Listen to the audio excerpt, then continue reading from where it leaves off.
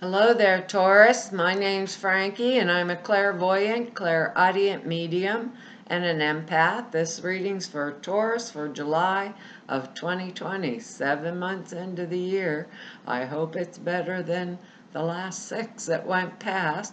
For all of you that are new out there, I pull 4 cards for the month. We use the bottom card on the deck for an overall view of the month, and we'll pull an angel card at the end of the reading, hopefully to bring everything together for us. Now, I am an empath, so I have a speech pattern. I speak as if I'm you. Guess it makes all of us Tauruses named Frankie for the time of the reading. Now, look at your moon sign and your rising sign. You'll get a more comprehensive view of the month, and I don't think these cards are going to go week by week. I think they'll blend in and out, kind of an overall theme for the month. Now, I have a short message for us before I begin, and it's like there's changes in plans for us, like that keep happening, or changes, maybe dates getting changed, that kind of thing. But I feel a lot of people around us at the same time, and we have 2 people cards down here, so maybe that's what it is. But I feel really social. I feel like people are coming towards me or want to be with me. I want to be prepared, like for on the spot kind of company, things like that. Maybe have a little extra food around. But it feels like a lot of people needing our advice. So a lot of people coming to us for good advice, or advice that they require, and we seem to have it this month, which is a good thing. Also, we have good words, their support, obedience, presence, as in the presence of the sorts, not presence like here's your gift, beauty, and tenderness. And those are all really good words, if you think about it for a minute. But obedience is a harsh one, and our first one is the Emperor. So, obedience, if you get the Emperor card's probably true, but this means we must be involved with some kind of a established order, or involved with someone else who can be like a representative of the establishment. We might want to need to identify with this group of people, or like a political group, a religious group, philosophical group, or intellectual group, things like that. Attending meetings sometimes with this card, related to a particular culture, that we like or we are involved in. Like I said, social institution to institutional, economic group, our company, our community we live in for some of us. But we identify really with this power that's like kind of above us. We identify with it, or we may be feeling we need to belong to it, to be one of them, because it's something that perhaps that we're really interested in, that we enjoy, and we want to share or spend time with others who want to do the same things that we would like to do. Or we could also, we could be like associating with someone who has that need, right? So the Emperor is our word, direct word, obedience. The Emperor lords over all, but for some of us, Spirit is saying, read it upside down, right? Because the Emperor can be a company or something, and we may be in conflict with the establishment that's not working for us. I mean, we might want to be turning it upside down on its head because it's not supporting us. It could be that kind of energy too. This card here, they're telling me it could go either way. Could go either way for us. So some of us, it's going to be something we want to belong to, or maybe our partner, our friend or lover wants to belong to it, and we're supporting them, in that way. But others, it's going to be the energetics of, I can't take that anymore, and I don't like the rules and regulations, and I don't want to be told to be obedient, and we Tauruses can get pretty bullheaded if you're trying to push us around. So that kind of energy is what I want to say. That kind of energy can come out of that also. If it's not something we really want to do, it's really going to come off like pretty bad. Because of our next card here, this is the Ten of Swords. And this card, he's stabbed, he's laying in the snow, and it's like he's bleeding all over, and it's like, what else can you do to me? For some of us, it will be like, it's not an easy card. It's a difficult card, whatever area came in, but the good thing about the 10 is it marks the beginning and it marks the end, coming up all at one time. The beginning of the end of all of our trials and tribulations and things that into an entirely new cycle, instead of the things that hurt us, maybe in the past, things like that. So it's a new cycle coming in. So in order for a new cycle to come in, we have to clear away the debris that was in the old cycle. So that kind of makes it a hard card. So we're clearing the debris, that was old and not needed of the cycle that was ending, and in that process, it can be extremely painful. So when the Ten of Swords comes to us, like I keep saying, somebody told me not to say that, but that's kind of the way I talk. When the Ten of Swords comes to us, we need to make a clean break, period, from the past and all of anything that went along with it. It's pain, it's suffering, anything. Whether this means a divorce, some of us it could mean a divorce because we've just been too hurt, Some of us we could be quitting a job. Some of us we could be changing careers. We could be moving across the world or the country type energy for another job, for something different in our life. We could be changing something we believed before to be true, like a traditional belief, and that's it. It's necessary now for us to make a break from it, and to make it cleanly is what the card actually states. To make that break cleanly, leaving no loose ends. And that's a good thing, leaving no loose ends. Time to see a situation really clearly without any of the illusions that clouded our eyes before. So in that manner, it's a really good card. So possibly someone did something to us, that we didn't like from the past or whatever. But we will not continue it, is what Spirit's saying. We will not continue it. We will move away from it, and we will support ourselves, basically, and like our word down here, and drop it off. And a 10 is a number 1.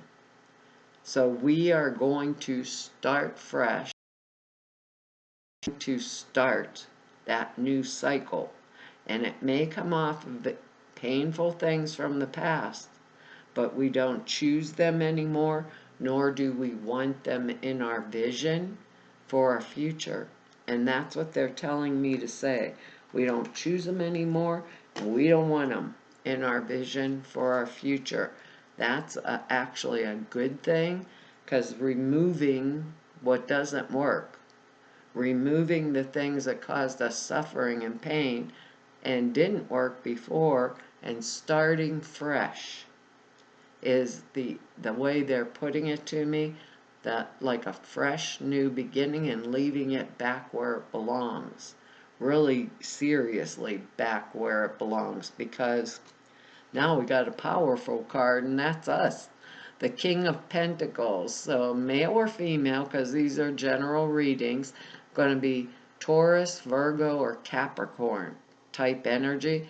Could be somebody that's outside of us, or it could be, us standing up, being in our own reading, using that support for ourselves or the presence of the source to stop and get rid of any pain and suffering from the past. Standing in our power is the way they're telling me to say it. It would represent someone who acts in a mature manner, who's not only wealthy, but they're courageous.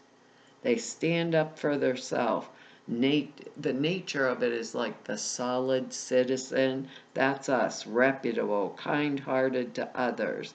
It's like worldly power, but in a positive way, a good way, experienced in handling money. He has a pentacle in his hand. That's cash. Very handy.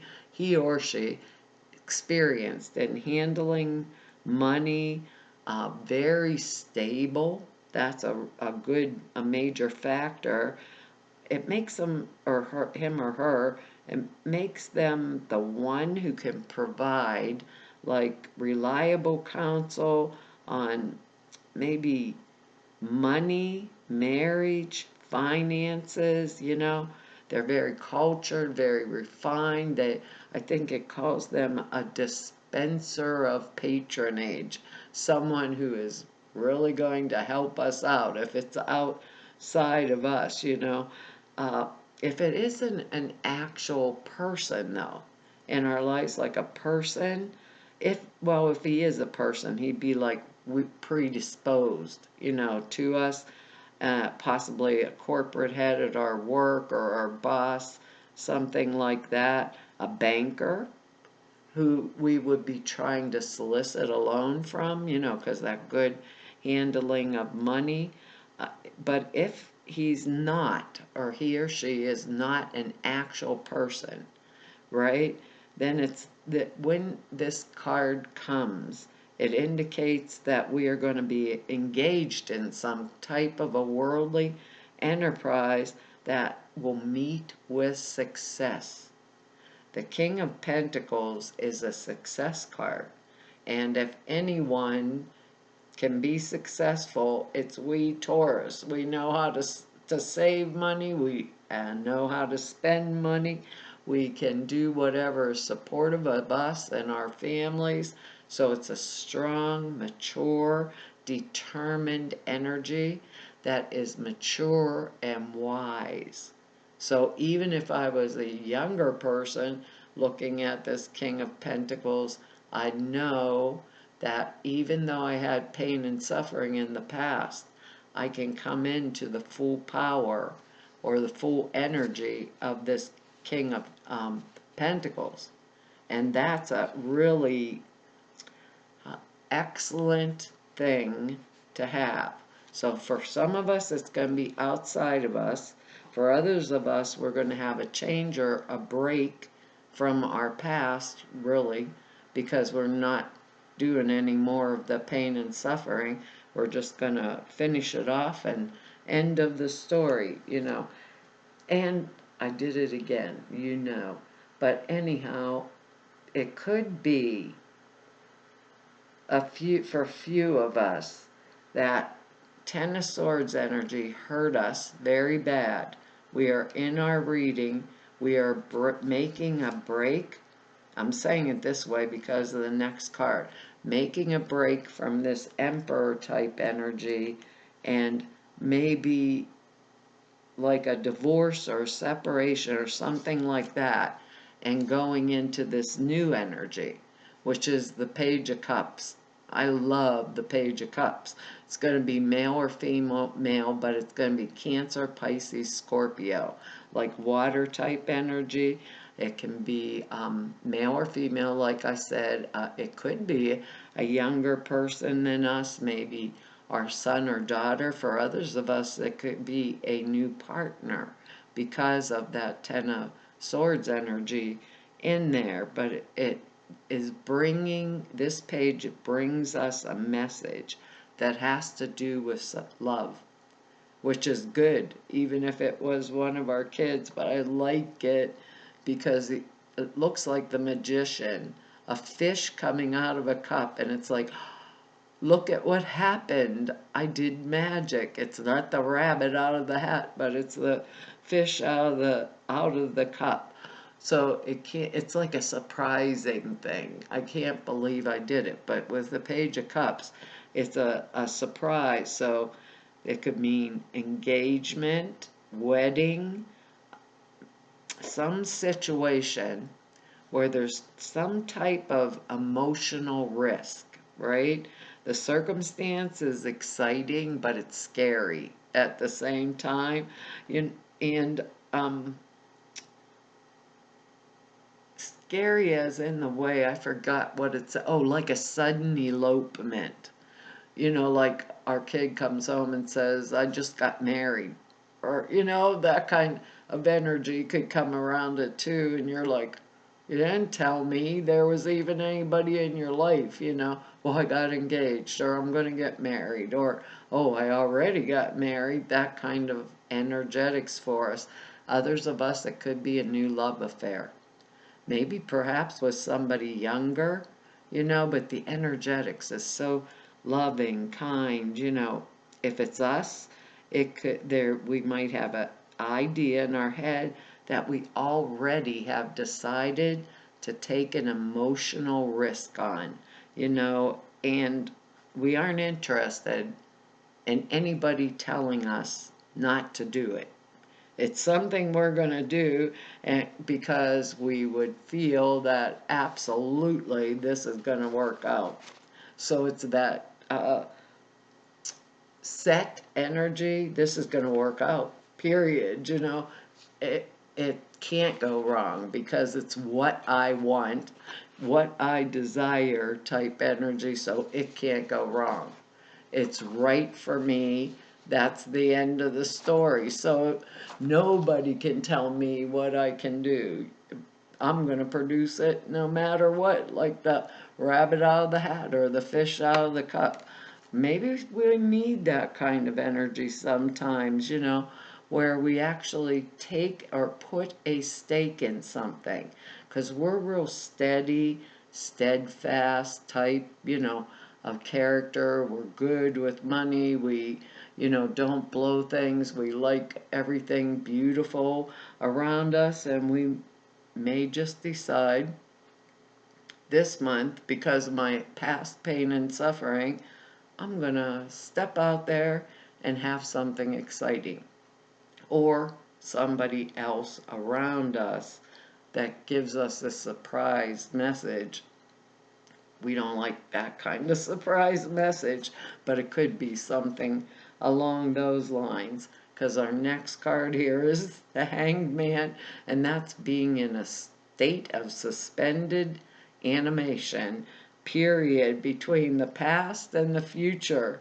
And we have the Ten of Swords to cut that state of, in between. If you think about it for a minute, this dude tied himself up there. He's pretty comfortable just being up there hanging on the limb. So it's a new direction coming forward in our life. And it's just making that new direction like more exciting. But we're here and we're in the future, the past, and we have the Ten of Swords to cut it off, and then we're in the future. So it's exciting. We're making really significant changes in our life. We look at things from a different angle, make necessary readjustments, in our lives, whatever's going on. Spirit, cosmic consciousness, whatever you want to call it, is calling us forward for, and enlightenment is the goal, because we're being called forward, and we have the word presence down here. So I think it's a beautiful card and tender, like our other words down here, making making the clean break from the past. And just exactly like the Ten of Swords here, making a clean break from the past and moving on, becoming more spiritually attuned, readjustment that's needed, but there isn't any hurry. We're not going to rush it. So that's the good thing about the card. Take our time, we make the right decision, like the logic of the King of Pentacles. You make the right decision for us and in the long term, always. In the long term, too, is what I want to say with this. For the long term, too, because we don't want what's in the past. We're going from now into the future. So, taking our time, paying attention to the inner development, being prepared, again, to like dance to the different drummer, the one that makes our heart feel filled and supported, that type of energy. So we're not quite there, but we're going. So we're cleaning up the debris of the past. We're not quite yet in the energy because we're in between the past and the future. And by the end of the month, I think we'll clean up everything in the 10 and start on the new way. That's the forward momentum for us that's more supportive of us. Way more supportive of us and making us feel inside like the only thing we have to be obedient to is what the presence of the source, basically, what the presence of the, how do I want to say it? What the presence of the source is manifesting for me when I clean up, like basically clean up what was holding me back with pain and suffering and aggravation and things like that. Well, I did it again, Anyhow, pain and suffering and moving it out of our lives and bringing in, standing tall as ourselves, bringing in something that we love, whether it's a new partner, whether it's that kind of energy. Others of us, it may be a kid telling us something, but bringing that portion into our life because we cleared out the past. Our card is opportunity to forgive. You can't make up the angel cards. This situation brings you the opportunity to heal, grow, and release negative patterns. Hold the intention of seeing the other person's inner divine light and goodness. Beauty and tenderness, down here are words. We will help you release unforgiving thoughts, feelings, and energies and lift you to a higher place that is in peace and compassion. Well, that's an interesting card, especially with that Ten of Swords. Oh my, can't make it up, can ya? It says here, the angels sent you this card because they see that you've grown weary of a recurring negative pattern in your life. To break the cycle, it's important for you to release old toxic thoughts about the current situation and relationship. You can do this by breathing deeply and on each exhalation giving your fears, your worries, and anger and other painful emotions to the angels. Forgiveness doesn't mean that you are condoning what the other person's behavior. It just means that you're unwilling to carry those toxic thoughts and feelings about him or her. Release, be free, and experience the positive patterns through forgiveness. Avoid blaming yourself or others, and as you release anger, a creative resolution to this situation will appear. There are hidden blessings in this relationship and this situation. Focus upon the desires instead of the fears or the judgments. Those hidden blessings are the ones that are put me off for a while. This Taurus gets put off anyhow. Well, Taurus, that's our reading for this month. I want to tell you all thank you for your likes, your shares, your subscribes, and your comments. I read each and every one of them, and I really appreciate them. If anybody wants to know more about me or just go neb about me, or if you want to set an appointment with me, all the information's down below the screen. In the About section over at the website, and the two short videos that explain, one explains a prayer class, the other the sutras that I put out for you. They're over there too. The prayer class is 2.5 hours long. It's real comprehensive. Sutras are simple little thought forms. Put in a meditation, takes 5 minutes a day, and that enhances the clear perceptions dramatically. So those are over. Explain them at the websites. And to all of you I've met through 4 whole years of doing these YouTubes now, and everybody I've met through 32 years of doing this work, I want to tell you all, it's an honor, privilege, and a pleasure to serve you. Hopefully I will see you back here next month. Bye-bye.